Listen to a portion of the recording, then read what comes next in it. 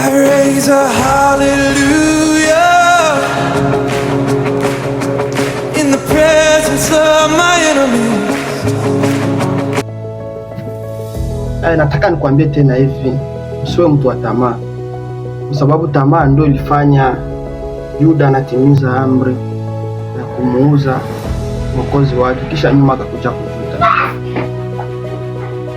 Na wewe ndiyo hivyo nakwambia, usiwe na tamaa sana, kwa sababu ukitamani sana utakuja kutamani na kitu kenye sio cha kwako, na ukitamani vitu visivyo vya kwako utakuja kuuza ndugu yako, utakuja kuuza rafiki yako, utakuja kuuza jamaa yako, utakuja kuuza wazazi wako, utakuja kuuza na wako, hata wachungaji wako, hata warafiki wako wanaokuzunguka utakuja kuwauza kwa sababu ya tamaa.